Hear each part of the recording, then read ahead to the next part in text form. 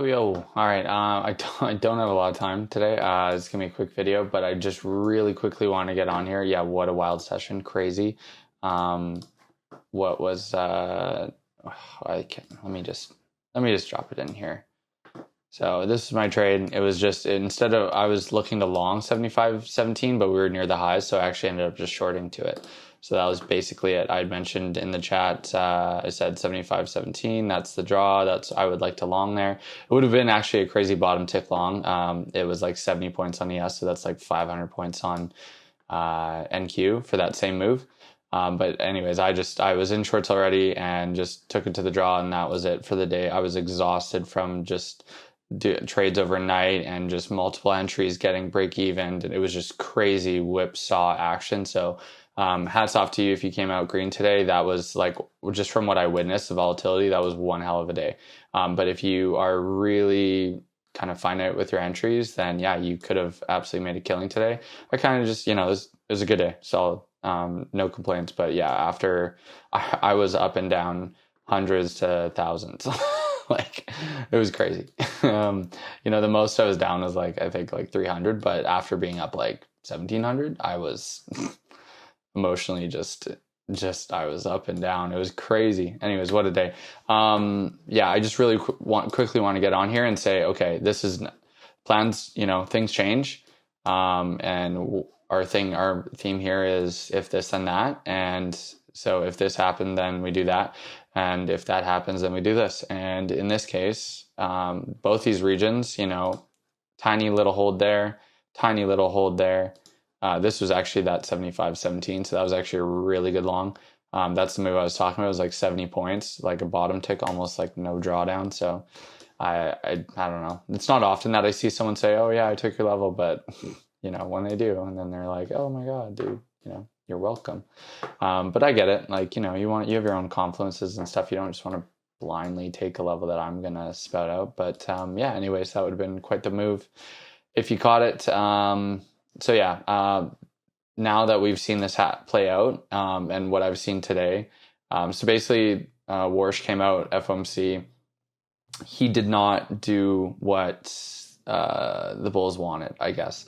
The Bulls wanted him to come out and say like hikes off the table, don't worry about it. He absolutely did not say that. He said inflation is like his and price stability is like his number one, number two, like that's all he really cares about, even more so than employment. So he basically just signaled that he's willing to actually hike, which is the market did not like that, which is why we see that drop today. So and then also the details of the MOU got released, and obviously, to no one's surprise, they are, it's just like we said earlier in the week, it's like reparations, 300 billion, like toll fees, 300 billion reparations, nuclear program still intact, just, agreed to no weaponization, which was already in the agreement previous. It's just like a total, we did nothing here and lost a ton of money and lives in the process and potentially cratered the global economy. So yeah, it's like it's not looking good. And who even knows if that's gonna turn out to be a thing? Because then it's just an MOU. Oh yeah, you have we need 60 days to resolve this. 60 days? Yeah, okay.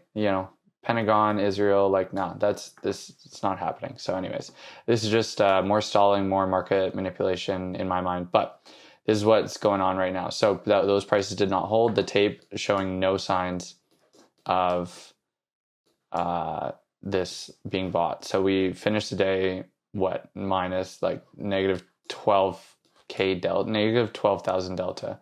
And after we hit these lows, nothing almost. There's really no sign that this tape was bought. At these lows, just really an all-out fight here, basically, which was whatever, but not really showing that buyers won. Excuse me. If anything, I just think a minor bounce. We did come very close to the 0.5. We didn't even quite hit it yet, so that also makes me a little sus. But yeah, I don't know what we're going to do in this region, but I think it's just going to be kind of a nothing burger tomorrow. I don't know. We'll see.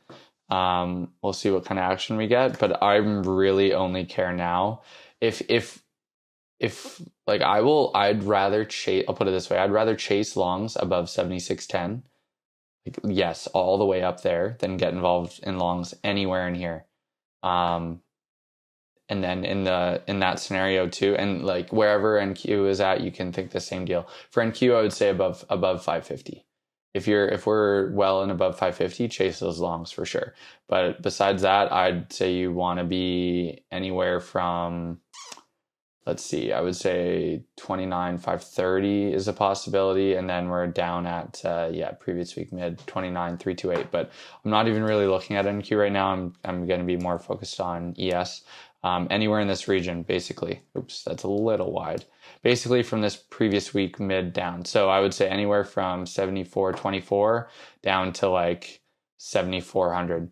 Anywhere in that region, I'm going to look for a buyer to step in and then just absolutely rocket this.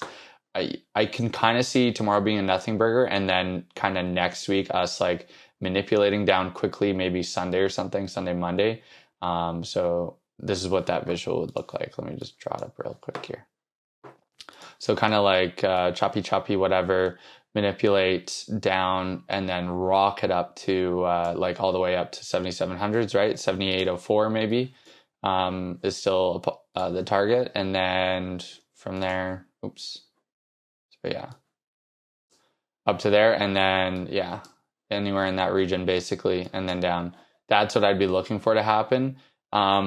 Or basically you just have, I don't know, it just doesn't make sense with the tape that I saw today, or just there's some news that just like totally disregards us and we just like shoot off up to there. I doubt it. I really doubt that.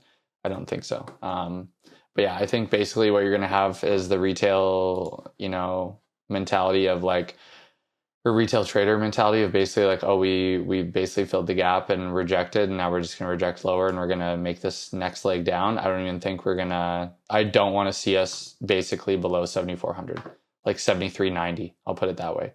7,390 is like absolute must hold for continuation up to here to 7,804.